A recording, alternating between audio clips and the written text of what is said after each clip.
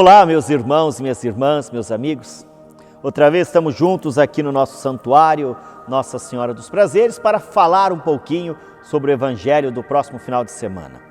Por isso nossas cores também são vermelhas, o vermelho representando o martírio, aqueles homens, mulheres que ao longo de toda a história deram sua vida pela Igreja. Deram a sua vida pela prática do Evangelho, deram a sua vida pelo anúncio da palavra de Jesus. E o grande propósito que nós temos neste final de semana, onde a igreja vai nos convidar a rezar São Pedro e São Paulo. Pedro, o primeiro dos discípulos, aquele no qual o próprio Jesus vai fundamentar a sua igreja. Um homem de uma fé radical. No começo, quando nós falamos de Pedro, parece que a nossa cabeça imagina assim, um homem rústico, um homem grosseiro, um homem realmente impulsivo. Essa é a ideia que nós temos de Pedro. Porém, quando começamos realmente a conhecer esse homem, quando começamos realmente a estudar a sua vida, mergulhar no mistério do Cristo, nós vemos que é um homem de sensibilidade muito grande. Tanto que Jesus vai perguntar aos discípulos, quem os homens dizem que eu sou? Ele vai dizer, tu és o Cristo, o Filho de Deus que devia vir a este mundo, o Filho do Deus vivo. Então veja, não foram homens que revelaram isso, não foram histórias que marcaram, mas foi o coração dele. Então Pedro é um homem de um grande coração, um coração voltado a servir a Deus. Depois vamos falar também sobre São Paulo. Paulo, o profeta dos gentios.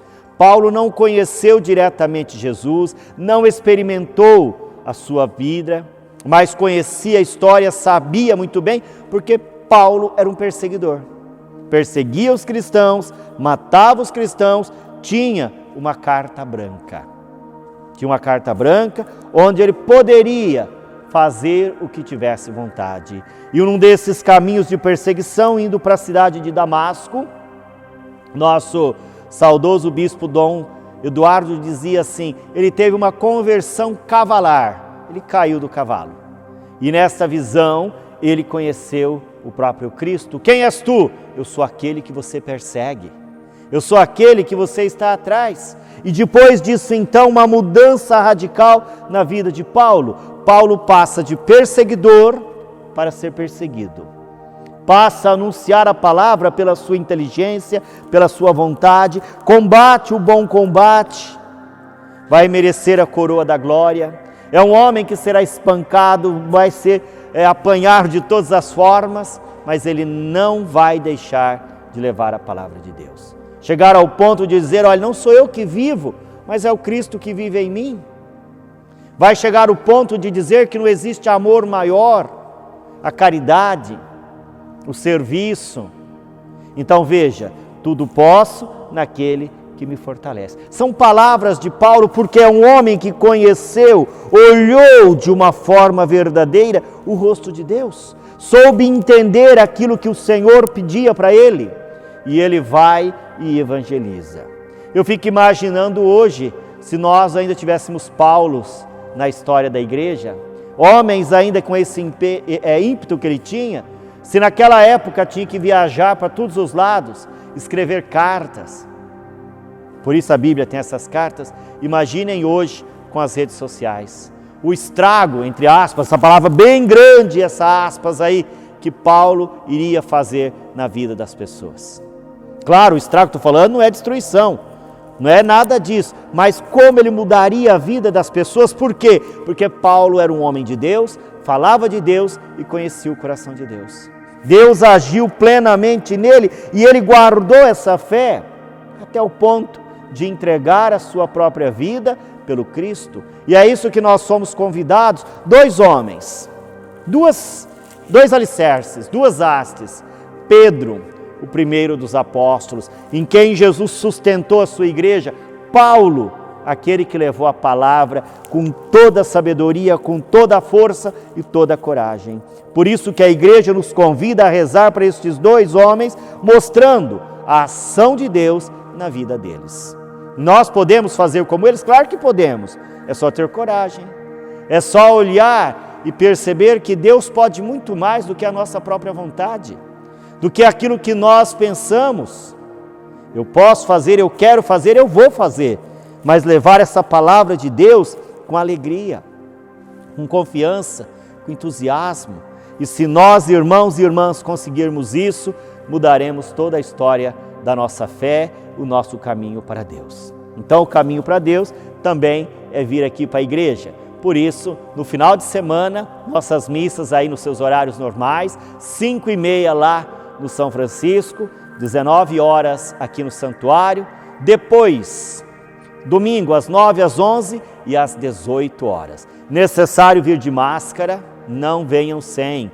Chegar aqui e tiver sem máscara, talvez a gente até tenha algumas aqui descartáveis, né? Mas você traga a sua máscara.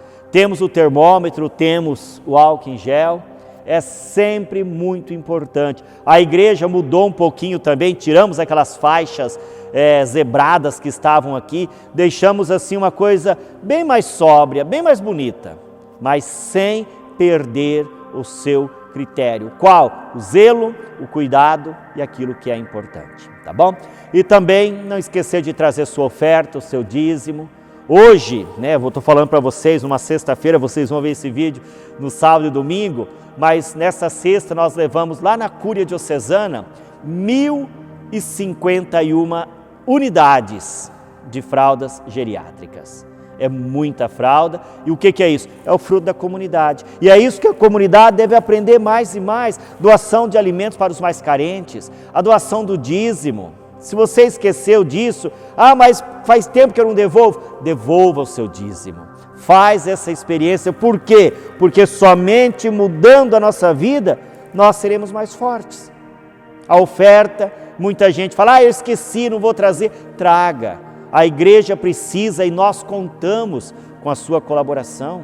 E vocês não têm ideia da seriedade que nós tratamos com o dízimo, com as ofertas. Por quê? Porque o dinheiro não é do padre, o dinheiro é da igreja. E é na própria igreja que nós investimos. É na própria igreja que nós aplicamos tudo isso. Por quê? Porque a igreja é maior do que nós. O dinheiro do padre, o padre recebe seu salário, o bispo recebe seu salário, mas aquilo que vocês dão é para a igreja. Então, não tenha esse medo, não tenha esse receio, seja dizimista, seja ofertante.